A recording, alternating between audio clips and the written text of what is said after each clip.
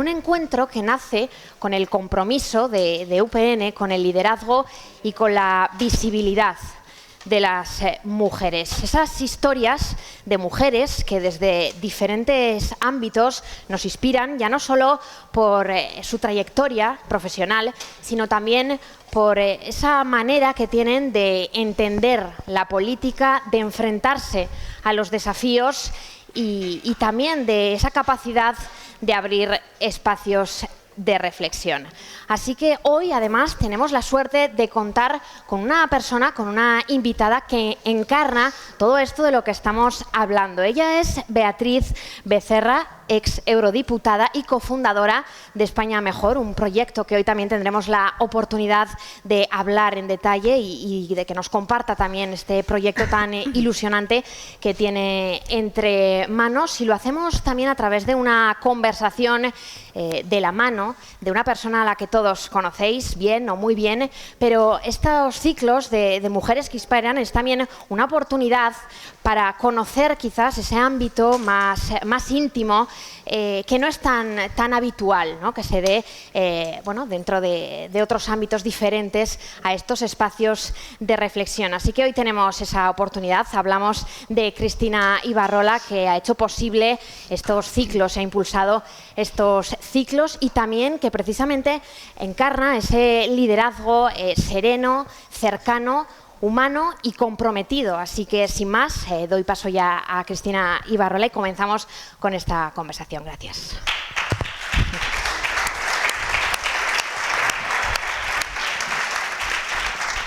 Bueno, pues, ¿se oye? ¿Sí?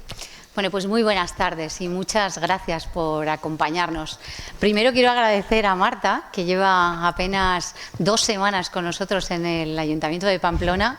Le avisamos ayer a la tarde que tenía que presentar este acto y estoy muy orgullosa de este fichaje, como queda evidente. Quiero agradecer también a Amparo, que está por ahí detrás, que ha cuidado con mucho mimo todo el evento, lo cuida todo, y perdón también, Amparo, porque yo me lo leo en el último momento, así que trataremos de improvisar.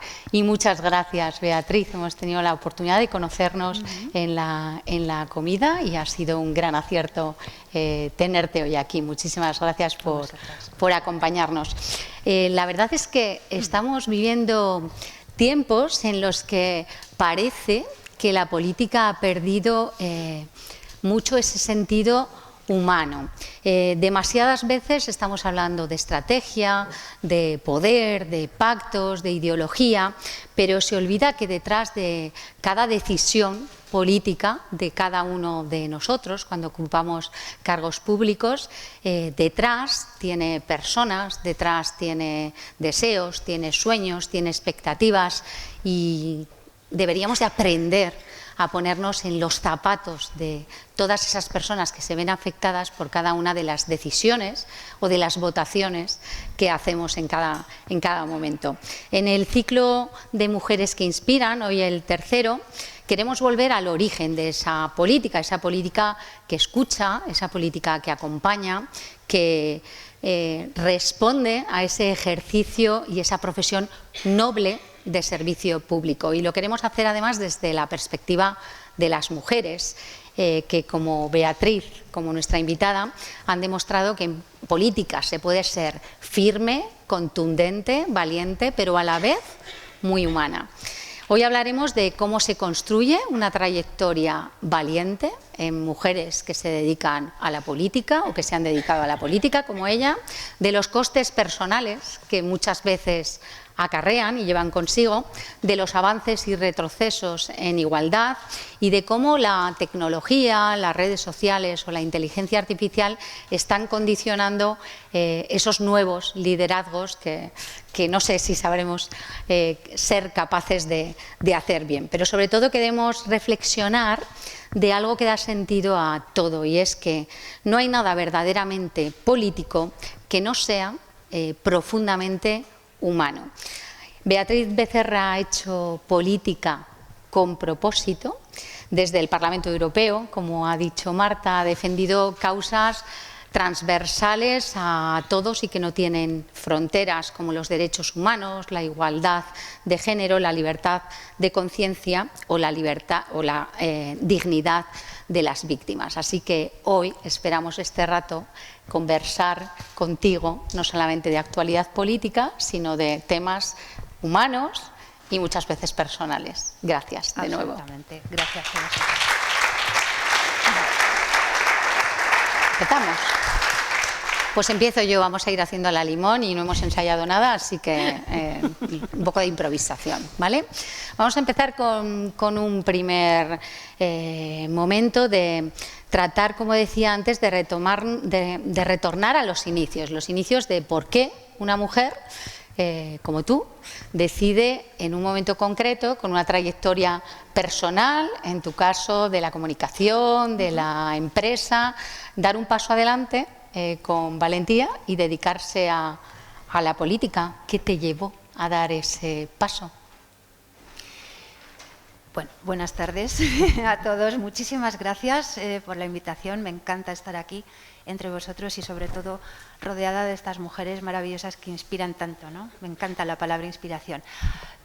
Si vamos al origen de esa inspiración, del moverme hacia la política, pues realmente fue casual, como tantas cosas en la vida, ¿no? Yo me dediqué durante muchos años, pues casi 20, al marketing y a la comunicación. Trabajé en varias empresas multinacionales del sector del entretenimiento, en discos, en vídeo, en cine, televisión, etc.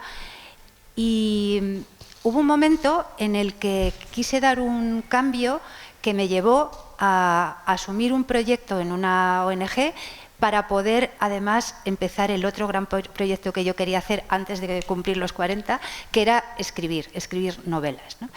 Entonces, ahí se abrió un episodio en el que, digamos que no solamente inicié un periodo nuevo, sino que me replanteé en buena medida por dónde quería ir.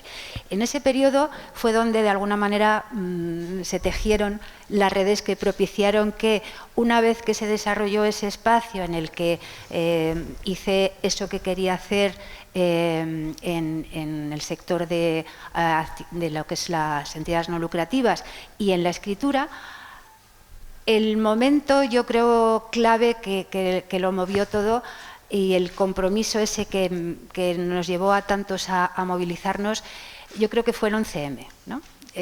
A muchos nos sacudió de distintas maneras. Pero sí es cierto que yo hasta ese momento no había tenido ningún tipo de actividad política plena, más allá de preocupaciones básicas de ciudadanía, no lo había tenido. Pero ahí algo se movió, ¿no? No solo por la tragedia que supuso el atentado en sí, sino por la visualización que supuso para nosotros de lo que estaba pasando y la tesitura política en la que nos encontramos frente a unas elecciones generales. Y ahí fue, yo creo, cuando se quebró de alguna manera un eje que iba por un camino y se abrió la necesidad de arremangarse en algo, ¿no? ¿Qué es lo que pasa? Que estábamos, o yo me encontraba en un espacio de orfandad bastante razonable, como muchos otros. Y fue más adelante, ya en 2008, cuando yo ya había seguido a Rosa Díez en el periodo previo, pero fue cuando ella ya decidió dar el paso con UPyD y se presentó a las elecciones generales, pues cuando dije, pues aquí yo creo que hay una vía, ¿no? Hay un discurso diferente, hay una manera diferente, hay un fortalecimiento de esa llamada a la ciudadanía para tomar las riendas de alguna forma. Y ahí fue, en esa misma noche electoral, le contaba antes a Cristina, yo me fui al hotel donde se celebraba, se seguían los resultados.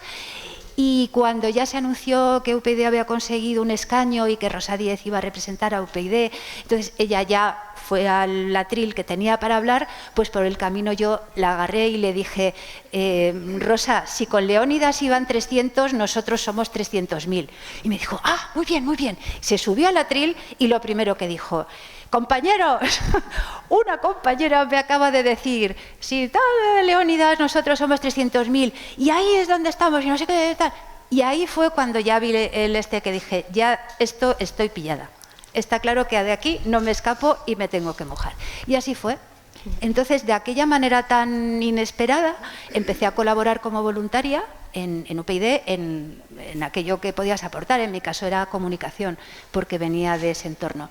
Y ahí empezamos a trabajar todo lo que fue esa primera etapa legislativa del partido, en el primer congreso, que era lo que iba a darle forma definitiva como partido, y ahí es donde ya Rosa me pidió que estuviera en el Consejo de Dirección. Y a partir de ahí pues ya siguió la historia, que no acabó bien.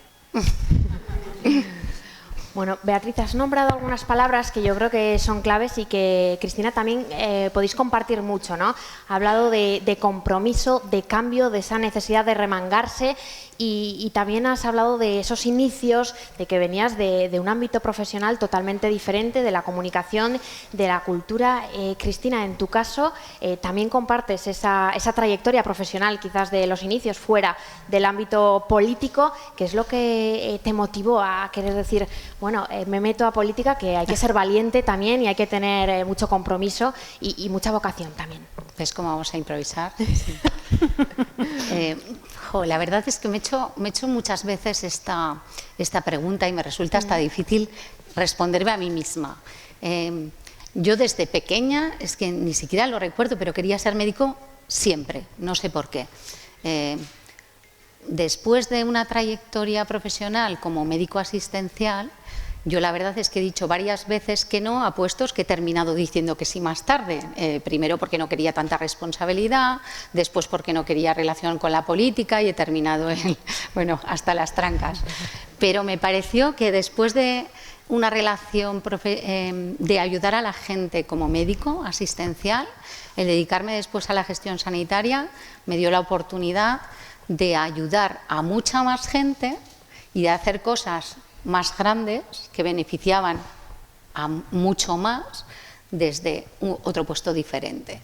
Y la verdad es que yo tengo la capacidad de dejar atrás lo que hacía antes, aunque me encantara, y mirar solo para adelante.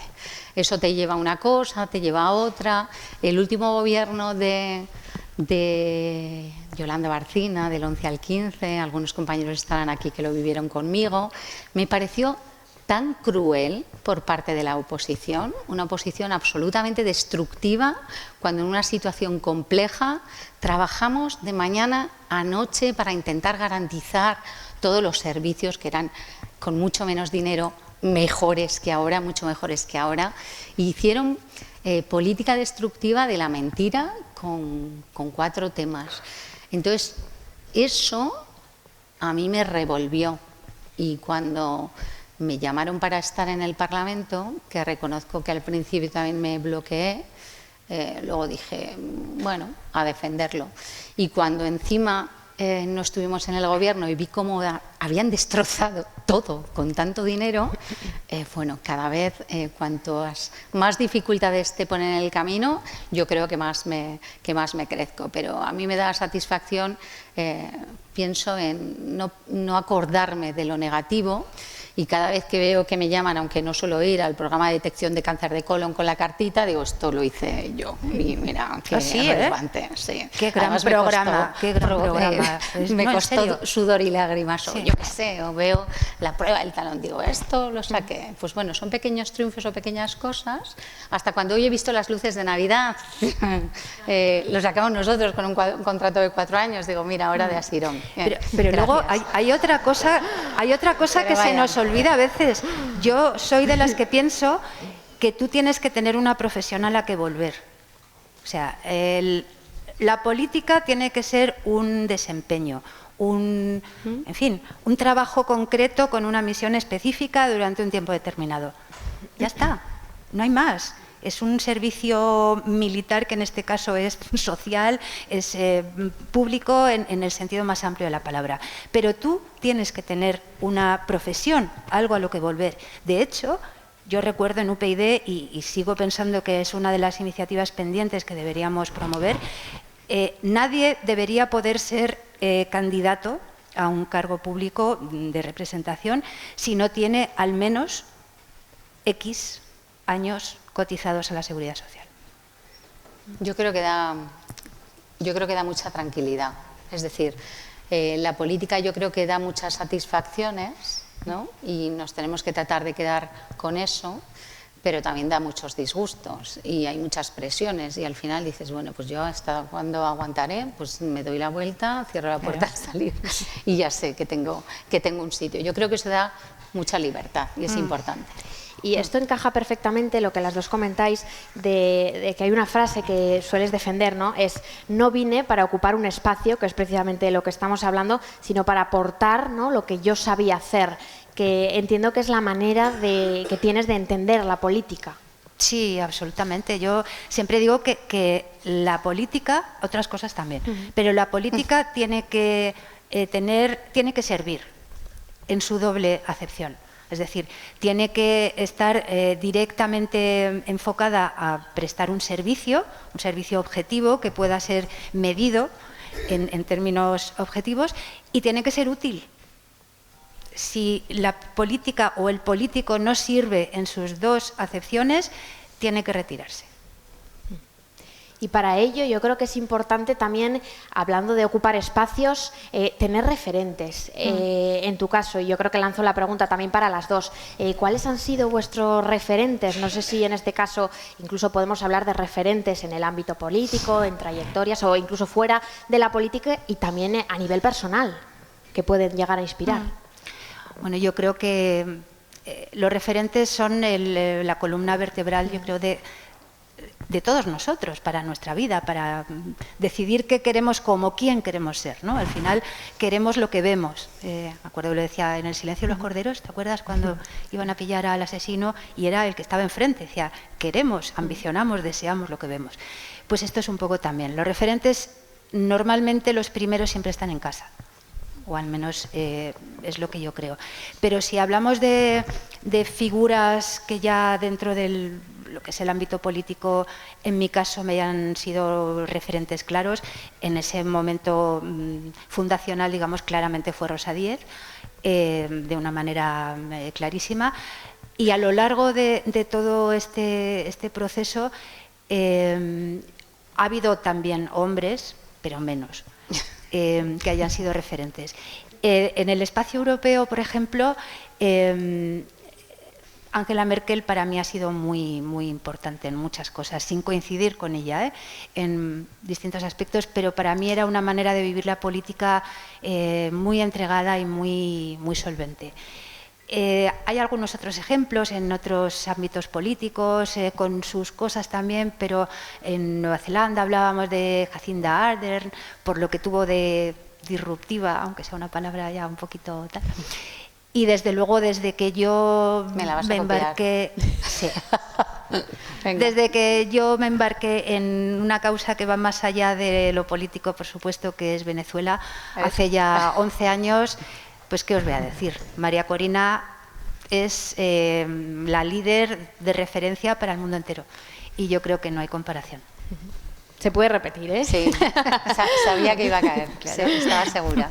Yo reconozco que la veo subida en esa camioneta y me muero. O sea, me parece brutal, porque es tan difícil reivindicar algo con esa fuerza que vamos, yo estoy súper contenta de que le den el Premio Nobel de la Paz.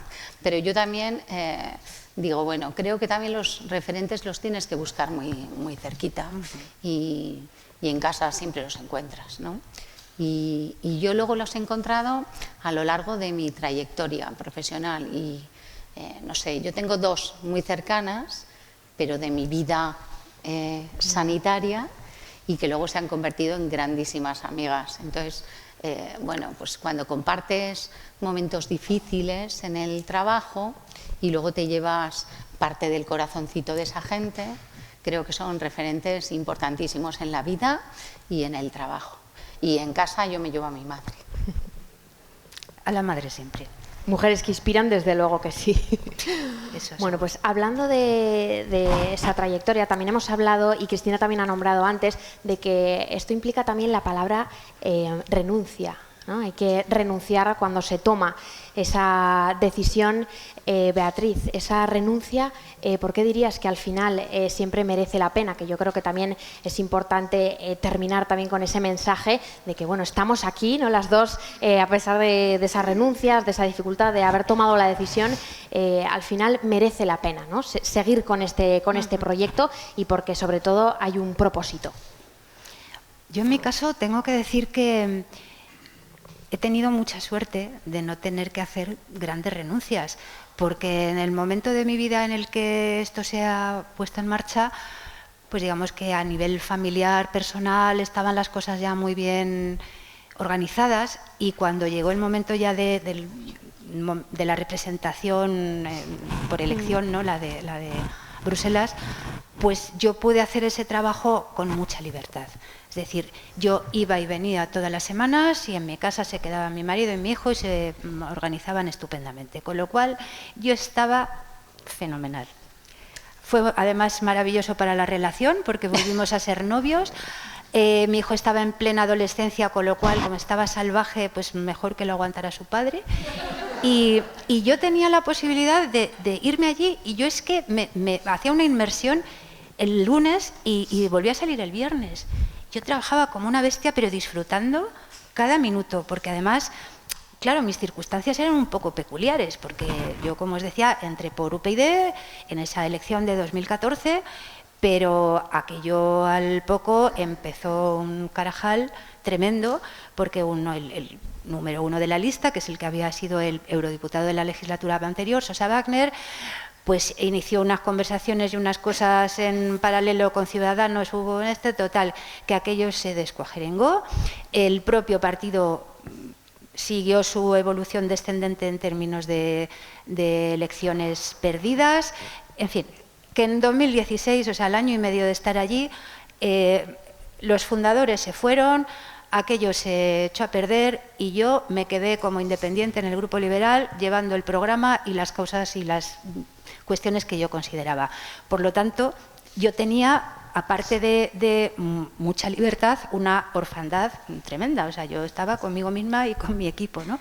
Pero eso me permitió hacer frente a ser miembro pleno de 3 comisiones, cuando lo normal es ser de una, y miembro suplente de otra, estar de vicepresidenta de Derechos Humanos, estar en un montón de grupos estos temáticos que había, hacer con Derechos Humanos y Desarrollo muchísimas misiones, muchos viajes. Y claro, yo pude vivir en eso, fueron como 5 años luz. O sea, hice tantísimas cosas en paralelo que era pues como la película también, todo a la vez en todas partes, ¿no? Y eso lo pude hacer gracias a que mi marido y mi hijo, pero sobre todo mi marido, me dio todas las facilidades del mundo. Entonces, claro, yo renuncias, bueno, privacidad, me da igual, porque a mí me encantaba interactuar en redes, y era una cosa, y como además tenía esas competencias internacionales, pues eso, claro, hasta los horarios se iban empalmando unos y otros, ¿no? O sea que por mi lado me reconozco privilegiada. Yo creo que es imposible pensar que en un puesto de responsabilidad no renuncies a muchas cosas.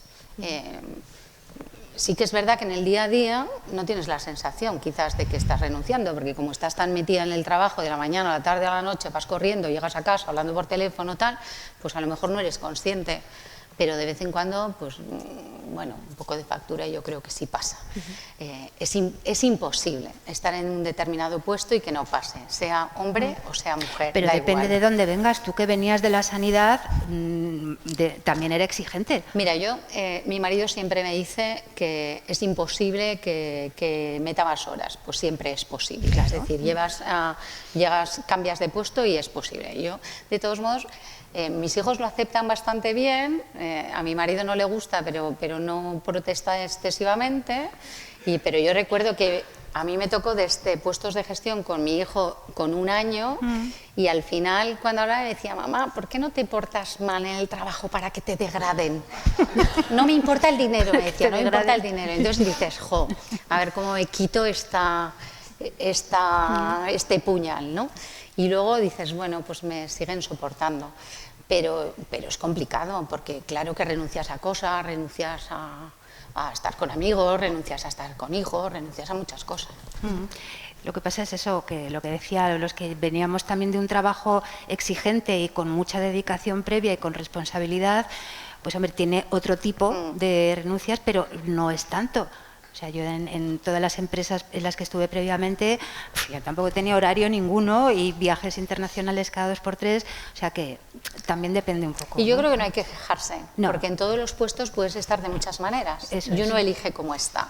Es decir, cuando te pones de la mañana a la noche y de lunes a domingo es porque te da la gana. Total. Porque se puede hacer de otra manera. Pues bueno, pues ya está. Te tienen que soportar como eres. Lo que está claro es que ambas, ¿no?, habéis cogido la palabra liderazgo, le habéis dado sentido y por eso nos detenemos en este caso, ¿no?, hablando de mujeres, ese liderazgo femenino. ¿Cómo debe entenderse ese liderazgo, Beatriz? ¿Cuál es tu visión? ¿El femenino? Yo creo que es peligroso asumir que hay un liderazgo femenino y uno masculino. Los liderazgos son personales, sin ninguna duda. Que las mujeres tenemos cosas en común que definen nuestra forma de ser en contraste con la de los hombres, pues sí, hay cosas que sí. Pero yo creo que al liderazgo no hay que ponerle apellidos ni adjetivos, ¿no? Y en el caso de las mujeres yo creo que nosotros sí le ponemos, no un adjetivo, le ponemos muchas tareas. Entonces el liderazgo de las mujeres, aparte de inspirar, dirigir, impulsar, fortalecer, todo lo que significa liderazgo en términos de sacar lo mejor de los demás y ser capaces de decir selva equivocada por allí, ¿no? Y sacar el machete cuando hace falta o cambiar el mapa por la brújula, etcétera. Las mujeres yo creo que lo aterrizamos mucho, el liderazgo. ¿Eso es bueno o malo? Pues no lo sé, pero es así. O sea, las mujeres nos hacemos listas de tareas para todo. Y eso nos sirve para ser muy eficaces, muy determinadas, para gestionar muy bien los equipos, para conseguir, ¿no?, ahormar voluntades y eso, pero también nos lastra, porque eso no se acaba nunca, las tareas. Entonces, yo creo que el mejor liderazgo que hay en términos públicos, ¿no?, de gobierno público, de política, son siempre los liderazgos complementarios. En general, yo creo que las decisiones siempre son mejores cuando se toman de forma complementaria. Es decir, cuando hablamos de la famosa diversidad, la diversidad no es poner cuotas. La diversidad significa ser reflejo de la realidad, ¿no?, de la sociedad. Y hoy por hoy creo que las mujeres, en términos de asumir el liderazgo, tienen sobre todo un reto que es, primero, quitar tareas de esa lista. Segundo, ser capaces de pedir más. Y tercero, no tener complejos a la hora de asumir sus logros. Yo no creo que, fíjate, yo creo en el liderazgo de las personas. A veces hombres, a veces mujeres. Yo siempre he dicho que tengo bastante carácter de hombre, entonces por eso igual no lo defendía tanto. Pero sí que creo que las mujeres captamos mejor lo que piensa el que está enfrente, en general. Creo que nos damos más cuenta de percepciones, de detalles, de porque hablamos más. Cambiar, no sé. No, es cierto, hablamos más, es decir, expresamos más y preguntamos a veces más. Las brujas, unas para matarnos sí, bueno, a pero otras, eso también, pero me refiero el hablar más, el verbalizar más, no hablar en plan de no, verbalizar más las cosas es algo que te permite entender mejor, porque eres capaz de, en vez de suponer, pues concretar, ¿no? El suponer es muy peligroso, me da muchos disgustos, ¿no? Pero yo creo que eso es una ventaja y, por otro lado, a veces, en términos de liderazgo, es un inconveniente. Porque liderar muchas veces no es decir muchas cosas, no es decir a cada uno exactamente con todos los detalles qué es lo que tiene que hacer, no. Liderar casi siempre es, primero, el ejemplo y, segundo, dar recursos, objetivo, calendario y tira, ¿no? Tú sueles decir, que habíamos comentado, que el liderazgo no necesita gritar, sino convencer, coherencia y valores. a veces se grita, pero es verdad que el liderazgo como el feminismo no necesita gritos. Nada necesita gritos, en realidad, necesita ¿no? convicción, ¿no? Pero las mujeres hablamos bajo. Bueno, a veces, ¿no? Sí, no, eso es algo, eso es algo que está probado. Está probado. Mira, el otro día precisamente leí... ¿Qué crees, Marta? Sí, leí un estudio al respecto. Sí, normalmente... Hay alguna que grita de vez en cuando como yo. No. Normalmente en mesas, ¿no?, en las que participan hombres y mujeres, los hombres, y es un mecanismo neuronal, se desconectan más rápidamente de lo que dice una mujer que de lo que dice un hombre. Eso es algo que es así. Porque es así, el cerebro está programado para eso. Entonces, ¿qué pasa? Sí, es así. No, a mí me chocó también, pero es así. ¿Qué es lo que pasa? Que las mujeres se dan cuenta a veces de que no las están escuchando, entonces van acabando, van hablando más baja, bueno, no sé qué, hasta que se meten aquí y pasa el siguiente. Y eso que parece muy exagerado, en términos cotidianos se repite mucho. Entonces, hay que hacer un sobreesfuerzo, primero, para hablar en el tono y en el momento que corresponde, para callarse si no hay silencio, para que tú hables y se te escuche, sin gritar, pero no empezar a forzarte. No, lo que yo tengo que decir es importante, tanto o más que el de al lado. Y eso es un entrenamiento que hay que hacerlo a diario. Fijaos, no es mala fe, no es que los hombres no quieran escuchar a la mujer. No, son mecanismos que existen. Igual que las mujeres tienen ese mecanismo inmediato de hacer las cosas en vez de que las haga el otro. No, déjale que lo haga. Él o ella, ¿Qué es eso de que no, deja, ya lo hago yo? No, deja que lo haga, porque tú solo vas a obtener lo mejor de los otros, de tu equipo, de tu gente, si dejas que lo hagan por sí mismos y que lo hagan primero mal y luego bien. Y en esa tarea, ¿no?, en ese trabajo, está la necesidad de que la política debe hacerse interesante y conectada, ¿no?, con esa vida real. ¿Qué visión tienes de esto? Es decir, estamos centrando los esfuerzos donde hay que centrarse para conectar con esa vida que hablábamos al principio, más humana, más conectada. Tú eso lo tienes más cerca, Cristina. Yo ahora estoy en sociedad civil, con lo cual estoy hasta aquí de metida en la realidad, en el día a día, en las preocupaciones de, como dicen, de la gente. La gente, ¿qué es eso de la gente? De los ciudadanos, que somos todos, ¿no? Es lo único que tenemos en común todos, que somos ciudadanos y contribuyentes. Vale, entonces, ¿cuánto está metido en la realidad la circunstancia política actual? Yo creo que están en una burbuja autodestructiva, no me cabe ninguna duda. Lo malo es que la autodestrucción conlleva destrucción alrededor, es un cráter lo que deja, ¿no?, cuando se autodestruyen, que todavía está en proceso. Pero estamos viviendo una serie de autodestrucciones pequeñas que llevarán a una muy grande y entre tanto el boquete se abre. Pero, Cristina, ¿tú que lo ves en el día a día? Yo, no fíjate, sé. me he pegado media vida oyendo hablar mal de los funcionarios y me molestaba mucho porque yo era funcionaria. Luego hablaban de los gestores, tal, y ahora oigo hablar de los políticos polarizados, autodestrucción, tal, y yo digo, pero debemos ser muy tontos en UPI, en UPN. Se me ha pegado lo de la I. La I, porque creo que hay muchísima gente, afortunadamente, que está con plena convicción, y cuando pasas por las localidades y ves concejales que no ganan dinero y comités locales que llevan años y años y años creyendo en un proyecto, peleando, trabajando con cada persona de su pueblo para intentar explicarle el proyecto, convencerle de que vengan, digo, yo me siento muy afortunada. Porque, bueno, a lo mejor somos una isla pequeñita, en una comunidad pequeña, con un partido regionalista, pero yo he conocido a un montón de gente, afortunadamente, que está constantemente mirando qué están haciendo otros, cómo podemos plantear no solamente una crítica de que la sanidad es un desastre, de que no invierten bien, de que la industria no tal, sino qué podemos aportar, cómo podemos cambiarlo.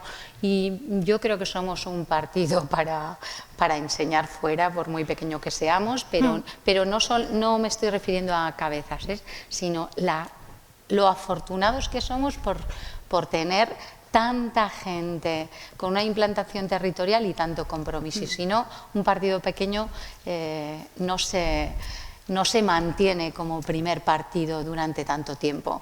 Otra cosa es que las circunstancias o el contexto externo hayan hecho que, bueno, pues que depende de los principios y los valores que pierdan unos para juntarse para que no gobierne el que gana las elecciones, pues bueno, pues nos mantenga de momento aquí, pero yo creo que esto es yo creo en las películas con final feliz que ganan los buenos, y me parece que esto es una serie turca de estas súper largas que aburren en el camino y que te cansas, te caes, te levantas, tal, pero en el último capítulo se hace justicia. Pues ahí estamos esperando.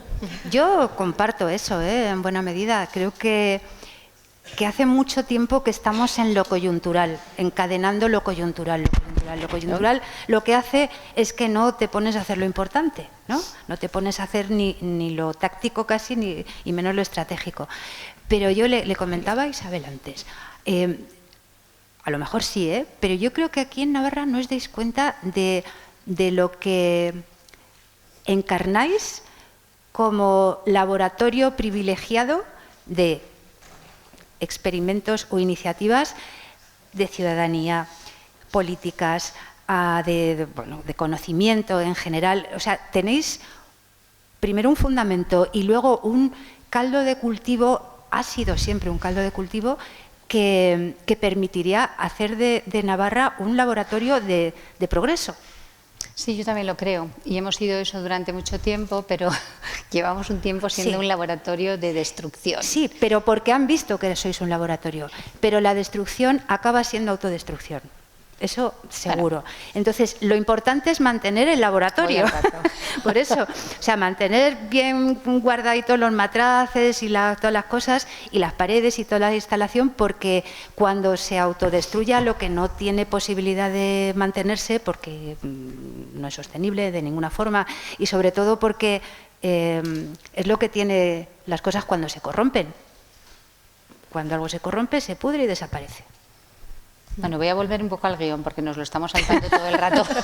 ¿Y para qué guión? Digo, hemos ensayado solo media hora y por eso nos miramos como diciendo, estás diciendo lo mío, yo lo tuyo, no pasa nada. No, que es importante ir también a ese trabajo, ¿no? Esa visión de eres ex eurodiputada, y yo creo que es importante también hablar de a nivel nacional, a nivel internacional, dar esa visión también desde la experiencia de Europa, de qué forma te ha enriquecido esto para poder hablar, ¿no? de esa, cuando hablas de ese liderazgo que se centra mucho en los derechos humanos, en todo ese trabajo que has hecho a lo largo y que estás centrada también ahora mismo. ¿Qué visión, de qué forma te ha enriquecido? Bueno, para mí la experiencia del Parlamento Europeo no tiene comparación con nada. O sea, para mí hay un antes y un después, y es una condensación, lo que os decía, de darte cuenta, de conocer, de poner en marcha, sobre todo de ver hasta qué punto es útil la herramienta, ¿no? ¿Cuánto se puede hacer desde el Parlamento Europeo cuando hay tantos mitos, clichés alrededor sobre el cementerio de elefantes, sobre que se iban a cobrar, no sé qué, en fin. Es extraordinaria la capacidad que te da de representar en aquel momento 500 millones de europeos, ahora un poco menos porque los ingleses se fueron, pero aparte de eso, lo que es muy valioso es la forma de vivir la política allí dentro, que es permanentemente negociar. allí todo el tiempo se está negociando, consensuando. Solo de esa manera se sacan las cosas. Y es el principio. Es decir, salvo elementos que ya desde entonces, que fue el mayor aterrizaje del populismo de izquierda y derecha, que luego se ha desarrollado más, pero la esencia del trabajo parlamentario europeo es la negociación. Y da igual que tú seas el que llevas una iniciativa u otra, pero siempre tienes que consensuarla. Entonces, es lo contrario de lo que estamos acostumbrados aquí, que se están tirando las piedras unos a otros y luego se van a tomar cañas al bar. Aquí no. Aquí es negociación, consenso, tratar con mucha educación y mucho trabajo, porque hay mucho trabajo detrás. A veces excesivo trabajo de papel, digamos. Pero luego hay un respeto y no hay un colegueo, en fin, fuera de lugar, ¿no? Entonces, para mí fue muy importante, sobre todo por la utilidad, porque pude hacer muchas cosas a nivel internacional, porque el único ámbito en el que el Parlamento Europeo tiene competencias fuera de la Unión Europea es en derechos humanos. Precisamente, bueno, en acción exterior y derechos humanos. Todo lo demás es para Europa. Entonces, yo ahí tenía el mundo entero. ¿Os acordáis el final de Men in Black, ¿no? Cuando de repente empiezan a abrir los casilleritos, esos, y en cada uno hay un universo? Pues era un poco eso. Yo cada eso que había, otro, y así, ¿no? Entonces, era fascinante y te permitía meterte en muchas cosas y sacar resultados, que eso era importante. Y luego, cosa que no sé si sabe todo el mundo, los eurodiputados tienen no me acuerdo si era cada 2 meses o algo así, una semana de circunscripción. Es decir, tú estás allí trabajando en todos tus documentos, dosieres, etcétera, pero tú tienes que estar pegadita a donde has sido elegido. Entonces, en esa España tú tienes que estar encontrándote con ciudadanos, asociaciones, organizaciones, representantes políticos, lo que fuera, ¿no? Entonces, es un mix que es enormemente valioso. Y desde el punto de vista de lo que decías de utilidad, por un lado, por supuesto, pero también de proyección. Yo diría que la política europea, que ahora mismo, que lo hemos hablado también un poco y seguro que ahí abundarás, está en un momento la unión de crisis existencial por circunstancias externas, pero también por la fosilización interna en buena medida. Es nuestro proyecto, es nuestro camino común y más nos vale que lo despejemos y nos pongamos las pilas, porque fuera de la Unión Europea no tenemos nada que hacer. Entonces, liderazgo, medidas drásticas, agilización de procesos, burocracia, etcétera, y sobre todo asunción de competencias. Que el enorme nivel de poder que han adquirido los jefes de Estado y de Gobierno, que al final tienen el interés propio nacional, electoral, que corresponde, nunca nos va a dejar completar el modelo político europeo, que necesita pues un gobierno, y como la Comisión Europea no es un gobierno, llamándose comisión, imaginaos, y con un representante de cada país, tiene que tener un gobierno, tiene que tener un legislativo, que es el Parlamento, que tampoco es completo, porque no tiene iniciativa legislativa, y un cuerpo judicial que es el único que funciona razonablemente bien. Hablábamos esto antes y sí que es cierto que nosotros, que somos un partido foralista, pero que tenemos muy claro que pertenecemos a un país, a España, y que estamos dentro de Europa y lo defendemos como proyecto político importante, yo creo que sí hay cierta sensación últimamente de que Europa se está dedicando a regularizar todo y poner excesivas trabas. Aquí que la agricultura y todo ese sector es muy potente en Navarra, da la sensación de que hacen muchas normas, regulan mucho, pero no lo hacen pisando tierra y sabiendo y conociendo perfectamente qué implicaciones reales tiene en aquellos que tienen que poner en práctica esas políticas.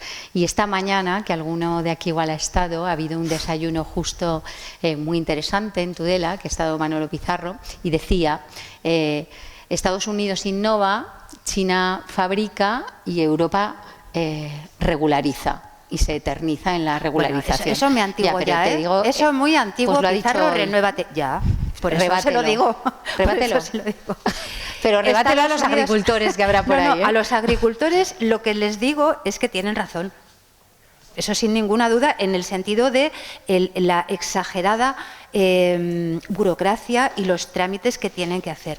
Sí que es cierto que hay un gran volumen de desinformación al respecto de los agravios comparativos o lo que se hace con otros países, que no es cierto. Pero lo que sí es verdad, y ahí sí que la Unión Europea ha tomado algunas medidas desde el punto de vista de la reducción de la burocracia, pero no suficientes. Pero lo que tenéis que daros cuenta, nos tenemos que dar cuenta todos, es que la Unión Europea no es un ente abstracto que está ahí. Quien hace esas regulaciones, quien las aprueba, son los países miembros. No solamente los representantes, los comisarios que están ahí, cada uno en su ramo, sino luego es el Consejo Europeo, con los jefes de Estado y de Gobierno, los que están ahí, y los funcionarios de altísimo nivel y muy competentes que están ahí de cada país. Es decir, España no recibe lo que aprueban unos señores por ahí, no, eso está en nuestro gobierno y nuestros representantes al tanto, negociando como corresponde y aprobando. Sí, Nos has dejado sí. muy tranquilas. No, con el pero escucha, representante. la buena noticia es que eso tiene solución. Fíjate, ahora va a llevar el cambio de horario, podemos dormir todos Irnos hoy mucho tranquilos. mejor. Bueno, ¿No? si os contara yo lo del cambio de horario, ¿cómo Una se co- quedó ahí colgado? Una cosa, estábamos hablando de oportunidades que te da la política conocida desde Europa, y hablabas antes de temas de defensa de los derechos humanos. Lo hemos hablado en la comida porque yo buceé un poco en tu currículum y me pareció impactante que hayas podido conocer a Nadia, ya sabes de quién te voy a hablar. Nadia Murad. Pero prefiero que cuentes un poco tú la historia, porque me parece muy impactante y muy bonita de contar, y creo que defender y tener la oportunidad de conocer a mujeres como ella, yo no voy a contar la historia porque prefiero que la cuentes tú, bueno, pues es una oportunidad terrible, y sí que encarna un liderazgo femenino de los de quitarnos todos el sombrero y hacerle muchas veces la ola de admiración. Cuéntala tú. Bueno, ese es uno de los grandes privilegios de esa época, ¿no?, en el Parlamento Europeo, y la oportunidad que tuve precisamente por estar en tantos flancos de poder llegar a conocer a personas así. Nadia Murad, no sé si todos os caéis en quién es, fue premio Sájarov del Parlamento Europeo en 2016 y premio Nobel de la Paz junto con el ginecólogo Denis Mukwege en el 18. Nadia Murad fue una de las miles de mujeres esclavas sexuales de Daesh, de la yihad islámica, que en agosto de 2014 entró en su zona, en su pueblo, que se llamaba Sinjar, que está entre Irak y Kurdistán, que es donde vivían los yazidíes. Los yazidíes son un pueblo un poco peculiar, ¿no?, con una religión que asciende a Zoroastro y muy especiales. Bueno, el caso es que Daesh arrasó, mató a todos los hombres, y a las mujeres, a muchas las mató y a la mayoría se las llevó como esclavas sexuales, ¿no? Y bueno, en unas circunstancias que muchos habréis oído ya.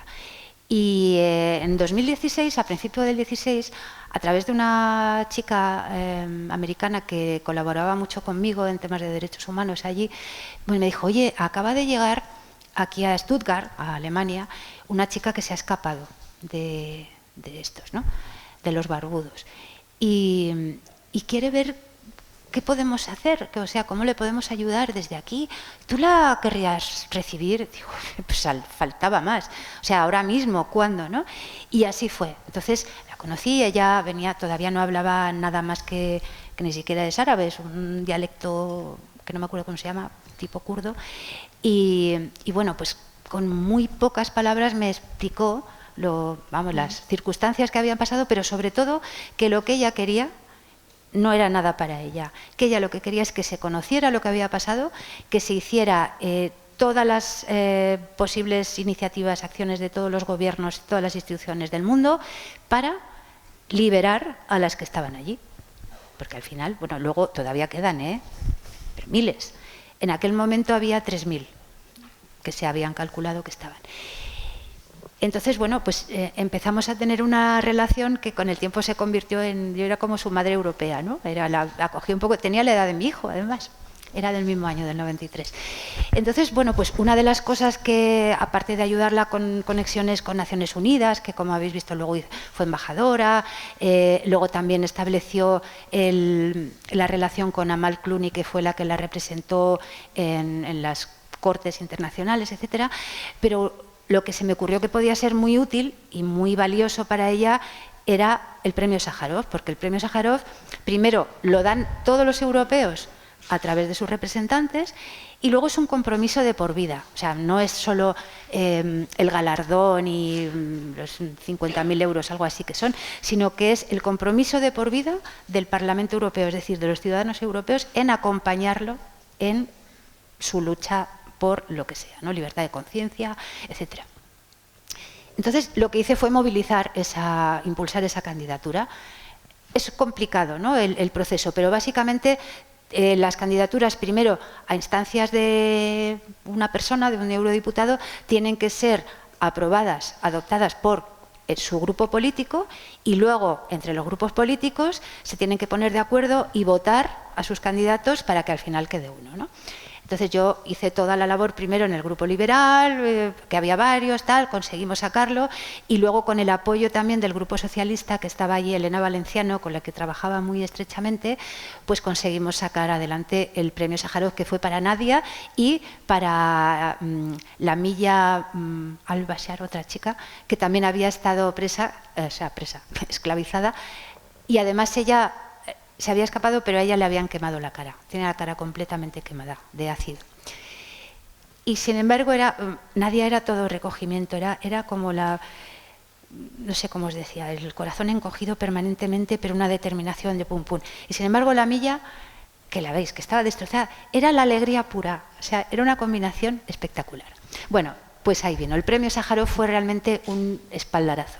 Y yo luego pues he seguido muy en contacto con ella, cuando ha publicado su libro, cuando consiguió contar su historia, cuando puso en marcha su fundación, pues también estuve con ella cuando se celebró el 30 aniversario del premio Sájarov en Bruselas. Estuve allí en un evento que había, pues presentándosela a la reina Leticia, a la reina Matilde, que estaba de anfitriona, y luego también celebramos aquí en España, en la Feria del Libro, un evento de celebración, y ella estuvo, además de conseguir que el secretario de Estado por entonces de Cooperación y Acción Exterior, que nos recibiera, y estaba muy a favor, pero resulta que esa reunión la tuvimos, no me acuerdo si era el 7 o el 8 de junio de 2018, es decir, ya con la maleta hecha para irse porque fue la moción de censura. Y hasta ahí fue la historia. Luego hemos seguido en contacto, de lejos sí, porque ella ya cada vez se ha quedado más tiempo en Estados Unidos, se ha casado, cosa muy importante porque el nivel de autodestrucción era tremendo, y se ha convertido en lo que ella quería ser, nada parecido a una víctima, todo lo contrario. Yo lo decía, perdona, porque vivió algunas cosas que parece que están muy lejos, ¿no? Pero era un genocidio lo que se hizo allá, había trata, ayer se hablaba de la trata en el Parlamento, hablamos de un genocidio pero no hablamos de otros, es decir, al final esta doble vara de medir, no solo de feminismo, sino de la defensa de tantos derechos humanos, ¿qué legitimidad? Hablábamos antes, pero legitimidad... bueno, la política, evidentemente, un partido como EH Bildu pues la tiene para defender lo que quiera, porque ahí está, legalizado, pero ¿qué legitimidad ética o moral tiene un partido como EH Bildu para darnos lecciones de qué genocidio condeno, cuál no, la defensa de los derechos humanos, como si hubieran salido no sé de dónde, el feminismo? ¿Qué legitimidad ética puede tener? Nosotros lo vivimos aquí todos los días. Realmente tiene que ser una situación, yo lo pienso muchas veces, los que vivís en entornos tan todavía tan contaminados, ¿no? de esa opresión que se mantiene a través del miedo, porque el miedo, en fin, prevalece por encima de muchas pasadas de página. Pero la legitimidad, al final, siempre te la dan los hechos, ¿no? No las palabras solo. Y en el caso de formaciones políticas como Bildu, pues los hechos son los que son y su historia es la que es. Y la legitimidad, en principio, se la dan sus votantes, ¿no? Que son los que lo eligen y los que validan que esa historia no solamente es aceptable, sino que es elegible para que te gobiernen, ¿no? Ahí hay una reflexión de fondo sobre la propia sociedad, ya no es una cuestión política de fondo, sí, muy radical, pero claro que no hay ningún tipo de justificación ética ni moral, no la hay en muchos comportamientos. La suya es que es, en fin, como en el top, ¿no? En el top de yo que soy como dice, jamás que va a hablarme de feminismo o de... Pues no, los terroristas no tienen otro relato que el suyo. Si ese relato, además que es su trayectoria, ¿no? Es su background, es reconocido y es avalado por el voto, pues es un problema social muy profundo, ¿no? Más allá de la perversión que haya institucional que permita o que dé facilidades. En lo institucional y en lo legal sí se puede incidir, pero tiene que haber un acuerdo social. Es decir, si entendemos que no puede haber una representación por parte de aquellos que tengan un determinado tipo de historia, tenemos que eliminar la posibilidad de que sean elegidos. Porque si la posibilidad existe, pues van a ser elegidos por quienes les votan. Entonces, es una cuestión de cambiar las reglas del juego, ¿no? Nosotros también lo vemos así. Pero bueno, esa era una. Y otra, hemos hablado antes de María Corina Machado como una líder valiente, y también se acompaña de esta tibieza o y del papel del también, Partido ¿no? Socialista España en este caso, a la hora de, ¿no? De mirar para otro lado con todo lo que está pasando en Venezuela. Has tenido la oportunidad también de un contacto, aunque no sea físico, con ella. ¿Cómo ves?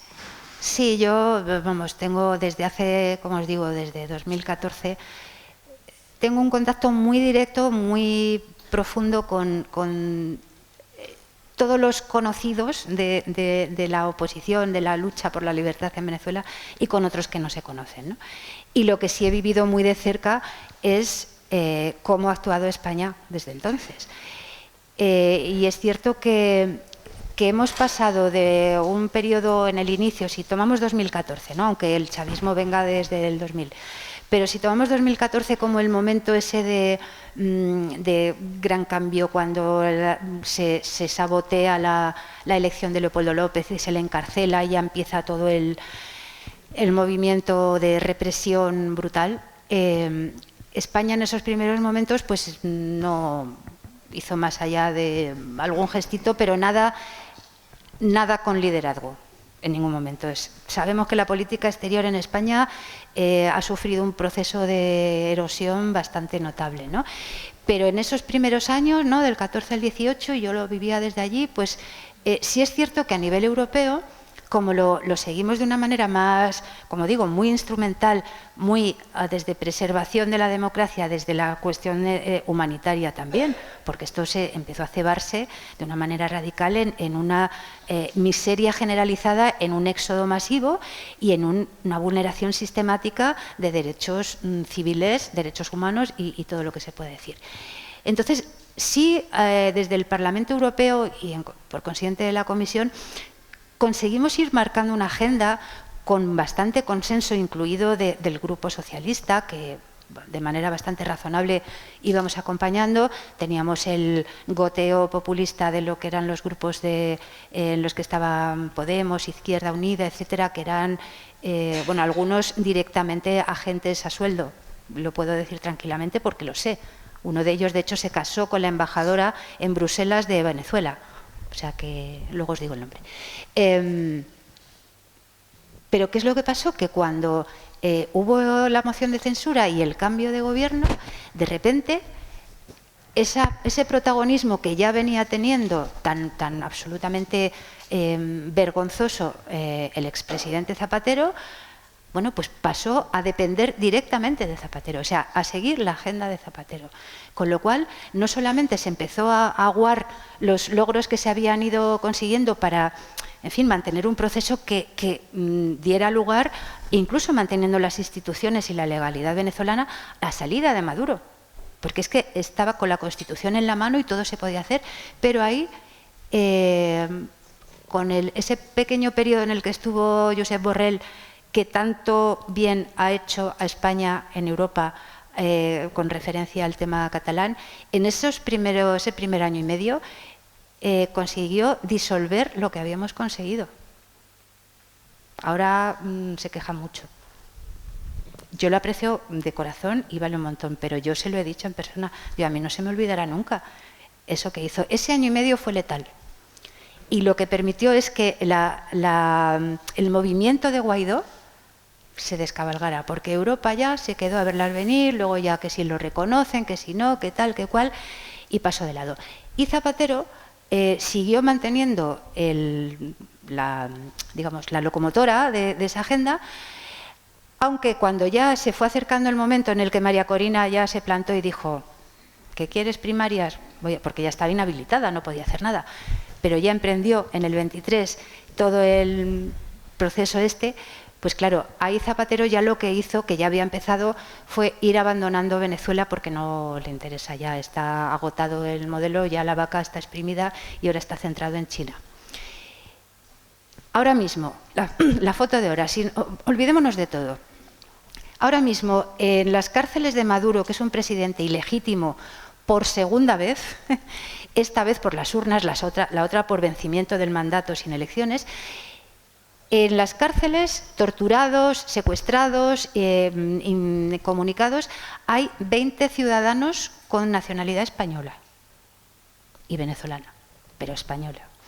Aparte de muchos otros con otra nacionalidad europea. Pero ahora mismo España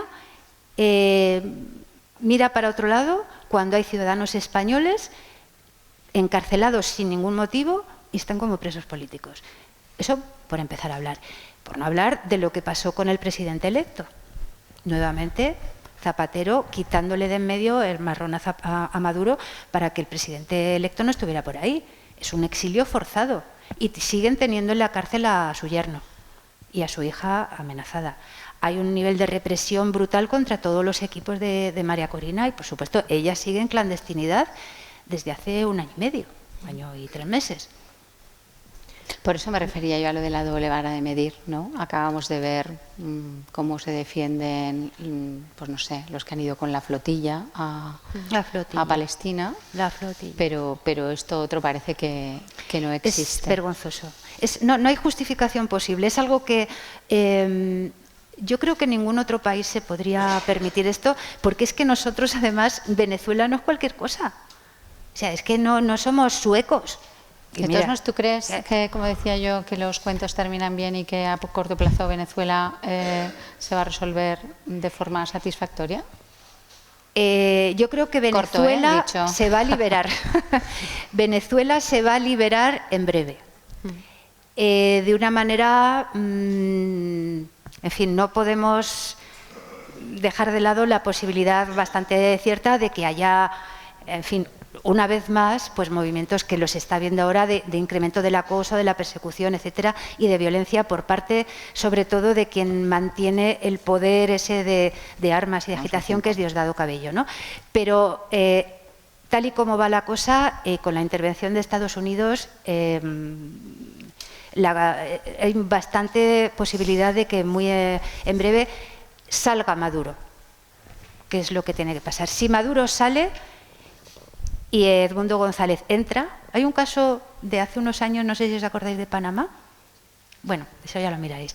Que es un ejemplo muy bonito, además, ¿no? Que fue también lo mismo. Tuvo que salir el presidente electo, entró porque se levantó al ejército, pero luego volvió el presidente electo al cabo de 2 años y se quedó solo 2 años más. O sea, consideró que había metido y entonces ya empezó. Y hay un plan ya de reconstrucción, de recuperación de las instituciones, de la vuelta a la normalidad y de la vuelta de 8 millones de venezolanos, una tercera parte de la población, y a un país arrasado. arrasado, esquilmado totalmente, ¿no? En infraestructuras, en recursos naturales, en todo. Para eso hace falta mucho compromiso y ahí la Unión Europea tiene que hacer, desde mi punto de vista, 3 cosas. Primero, reconocer ya al presidente electo como presidente legítimo, que no lo ha reconocido como Unión Europea. Segundo, tiene que exigir a los países europeos que a su vez exijan la liberación de sus ciudadanos en las cárceles de Maduro. Y tercero, tiene que ofrecer inequívocamente la protección máxima a María Corina para que vaya a recoger el premio a Oslo. Y, bueno, 4, otra más, y Mercosur. Venezuela tiene que volver al acuerdo de Mercosur, que bastante se ha tratado, y tiene que recuperar su potencia.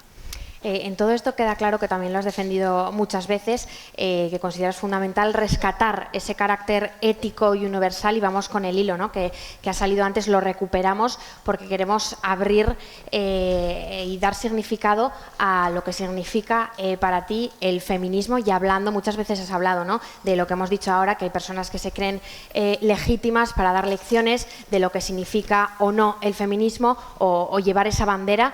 Y comentabas, el feminismo no puede ser un arma arrojadiza, sino una causa común, ¿no? Y hablabas también de ese cinismo y esa hipocresía que nos rodea, y lo estamos viendo constantemente, ¿no?, como comentábamos, en determinados partidos políticos. ¿Qué significa para ti, o cómo entiendes esa forma de entender el feminismo que va hacia esos derechos humanos, hacia poner el foco en esas fronteras, ¿no?, en esa violación de derechos, y no en repartir, digamos, ¿no?, esas tarjetas de lo que significa o no ser feminista, o quienes dan esas lecciones, ¿no?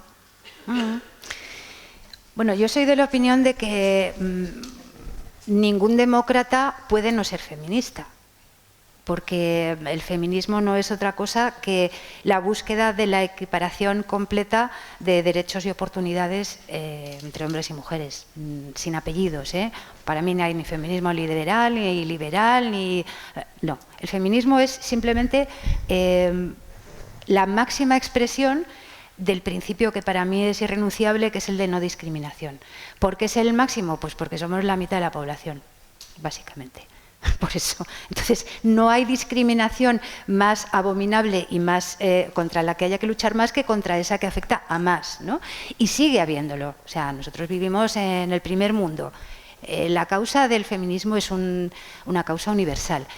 Y por eso tenemos que ser muy exigentes, yo creo, a la hora de defender esa igualdad, también en lugares como en Irán, donde quitarse el velo es lo más revolucionario que hay, o en Afganistán, donde ya han desaparecido las mujeres, ¿no?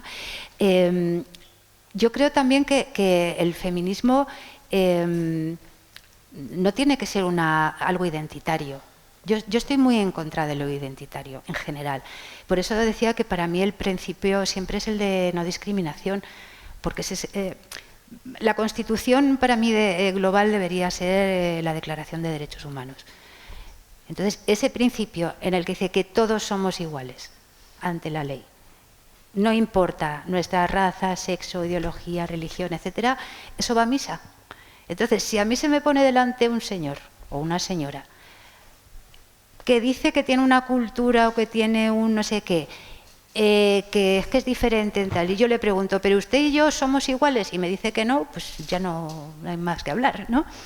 Entonces, yo creo que esa lucha permanente por la no discriminación es lo que nos debe caracterizar como demócratas. Y en este caso, el feminismo, por eso digo, ocupa ese lugar preeminente, sobre todo por eso, y porque no nos lo podemos permitir.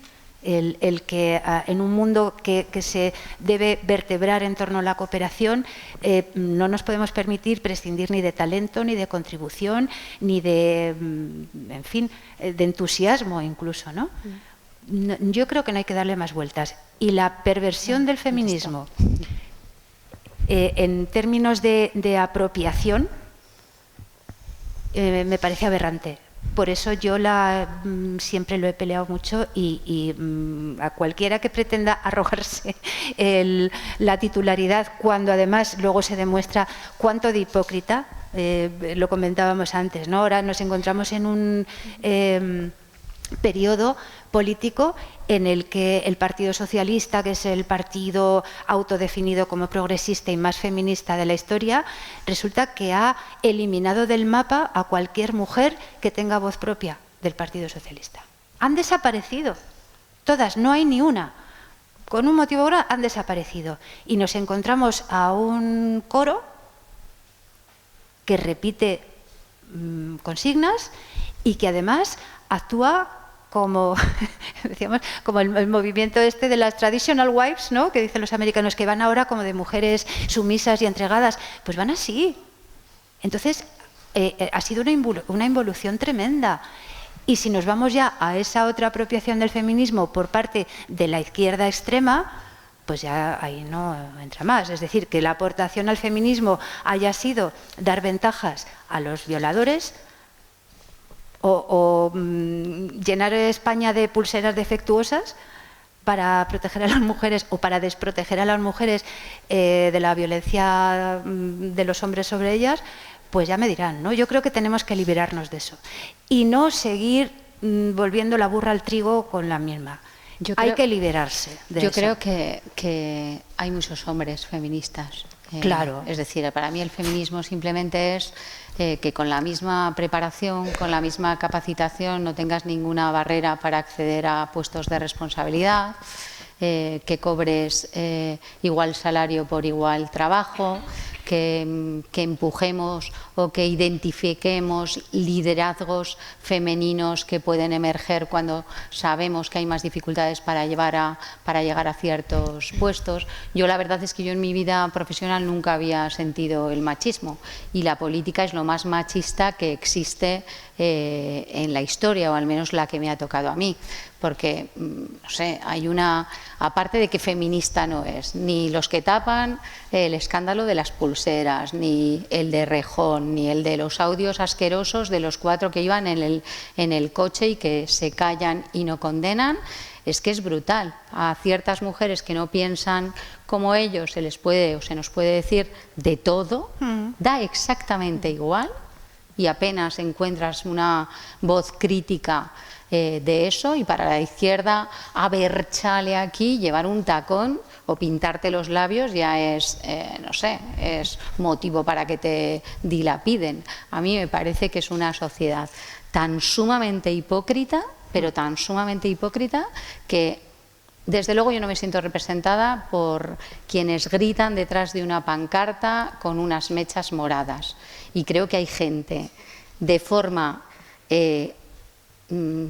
vamos, absolutamente callada en su casa, haciendo cualquier labor en su casa sola, en una empresa, en la calle, que hace una labor importantísima y callada a lo largo del tiempo por reconocer que los hombres y las mujeres tienen que tener los mismos derechos y las mismas oportunidades. Eso es el feminismo, y lo demás es historia de boquilla y que cada vez se les ha caído, ese sí que se les ha caído como un castillo de naipes. Me enfada un poco. No, es que me pone enferma. Y precisamente esa impunidad, ¿no?, de la que hablas, y nos vamos ya acercando hacia ese bloque final, muchas veces con la que se lapida, ¿no?, se insulta. Aparece mucho con todo ese auge de las redes sociales, de la digitalización, de la tecnología. ¿Consideras que es una oportunidad para amplificar la voz o un riesgo para esa exposición, ¿no?, en este caso de la política? ¿De política te refieres? Yo creo que claramente Internet y todo lo que se ha derivado con las redes sociales y con todo el uso de la tecnología, su primer gran hallazgo, ¿no?, su primera gran contribución ha sido una supuesta democratización brutal. Es decir, la capacidad de emitir y recibir información, de comunicarse a nivel de política, de tener interlocución directa con tus representantes. A mí me parecía eso esencial, yo lo he usado muchísimo, porque era vías de participación ciudadana abiertas, gratuitas y directas, que eran y son lo mejor del mundo, ¿no? Como todas las cosas, pues bueno, se puede dar un buen uso o un mal uso. Yo creo que la utilización de las redes sociales para una sobreexposición, para una pelea por a ver quién dice algo antes o más alto o más brutal o más ridículamente, me parece que es un atraso y una perversión de esa función de rendición de cuentas para la cual te sirven las redes sociales. Y luego, clarísimamente, y eso era un riesgo que estaba desde el primer momento y que se ha cumplido y hay que contar con él, que es la manipulación. O sea, la utilización para fines propios de esa supuesta expresión popular de las cosas, ¿no? Eso es así, es como pensar que las manifestaciones y las acciones que hubo en la Vuelta Ciclista eran espontáneas. Hombre, mire, pues no, son los mismos con nombres y apellidos y los mismos autobuses y tal. Y en las redes pasa lo mismo, están muy bien identificados, ¿no? Y sí es cierto que el peligro que tienen las redes, en general la comunicación en redes, es que es horizontal, o sea, no se jerarquizan, no se priorizan las cosas, parece que está todo al mismo nivel. Entonces, claro, si todo parece que tiene la misma importancia, donde más se incide o donde más se grita, pues parece que es en lo que hay que centrar el foco, y no es así, pero es algo que se utiliza de forma, en fin, frecuente. Yo, desde el punto de vista de la política, creo que es imprescindible utilizarlas, creo que es un instrumento fantástico, pero no creo de ninguna manera que haya que estar permanentemente en las redes, y de hecho yo, en fin, prohibiría de alguna manera que los responsables políticos, sobre todo los cargos electos, hagan comunicados o tomen decisiones o hagan anuncios por redes sociales. Que se replique cuando lo han hecho, perfecto, para que lleguen a más. Pero donde se tienen que hacer las cosas es siempre o en sede parlamentaria o la que sea, o en rueda de prensa, con preguntas. Si no, no. A mí me parece que es una oportunidad de tener visibilidad, sobre todo cuando no la tienes gobernando, ¿no? También gobernando, pero cuando estás en la oposición con un trabajo arduo que ves que no se refleja al día siguiente, bueno, pues me parece que es una oportunidad. Y además, cuando tienes poco rato, que es lo que le pasa a los jóvenes y lo que nos pasa a mucha gente que estamos todo el día ocupados, pues darle una vuelta a las noches te hace tener una visión de lo que ha pasado que a mí me parece muy enriquecedora. Creo que es una oportunidad también de estrujarnos el cerebro para ver cómo llegar con mensajes a la gente joven que está tan desafectada de la política y que ellos se manejan mucho mejor y no utilizan otros medios. Y a mí ahora ya, como hicimos otro ciclo de Mujeres que Inspiran con Rebeca Argudo, periodista de la ABC, que decía que ella le daba mucho gusto bloquear a todos los que le insultaban. Pues yo le he cogido un gusto que a la noche caen 3 o 4 todos los días. Y ya está, uno menos.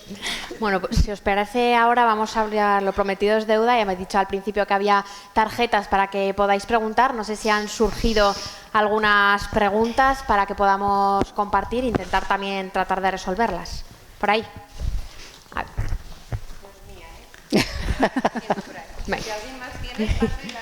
O incluso, bueno, si queréis hablar y ya está, levantar la mano y participar. A ver. Hago de portavoz. ¿Qué crees que deberíamos hacer para echar a Pedro Sánchez del planeta? ¿Del planeta? Del planeta. Esto es complicado, ¡Wow! Déjame hacer una broma. En una antes. medida. Déjame hacer una broma porque justo esta semana uno de H. Bildu en una reunión de la Mancomunidad dijo que había que cambiar un documento que había llegado porque no tenía... porque no se había hecho la perspectiva del género, y dice, porque sale presidente, no presidenta, portavoces, no portavozas. Digo, wow, te contesto. O sea, y es que ahora que has dicho portavoz, llegamos a este ridículo en el feminismo. Pero ahora a ver cómo echamos a Pedro Sánchez del planeta. Creía que lo ibas a proponer tú. Ese va a ser el cierre del ciclo. Ese es el cierre. Venga, Wow.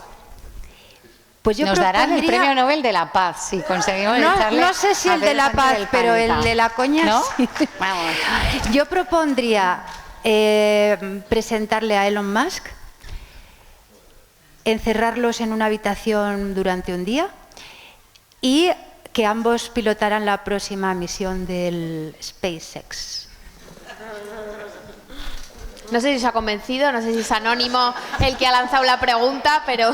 Yo creo que habrá que algún psiquiatra... Han huido todos.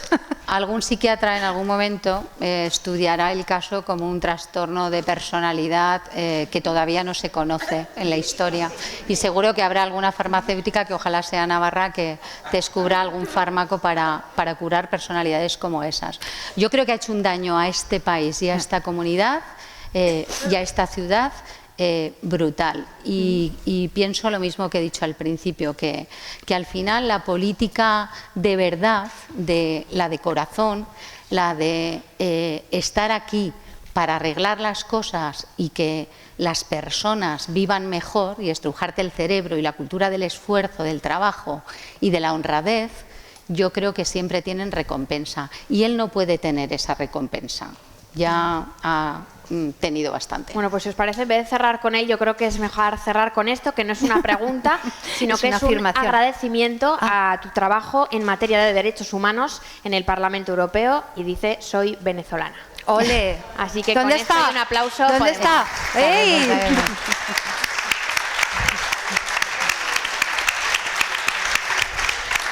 Y ahí hay otra. Qué guay. Bueno, pues me dejáis terminar ya. Creo que todo nos hemos tuyo. alargado mucho. No, ¿sí? pues ¿no? la habíamos Bueno, ajustado ya. al tiempo previsto. Daos las gracias de corazón a todos por estar aquí. Espero que sigamos haciendo muchos encuentros con gente tan interesante como tú. Y voy a cerrar ya, porque no os quiero cansar. Gracias, Mamen, porque también vamos a trabajar. Eso, pero te hemos dejado en la primera fila, porque también vamos a hablar de las desigualdades, además de entre hombres y mujeres con discapacidad, así que tienes que venir a todas. Pues cierro con una cita de Simone Weil, que es una filósofa francesa. Te gustaba mucho lo de la filosofía. Además es hija de médico, que yo no sé, hay sanitarios en todos los sitios y siempre los encuentro, y que además bueno, dedicó su vida a hacer cosas tan importantes por los derechos humanos como a acoger y ayudar a personas que escapaban del nazismo y un largo etcétera.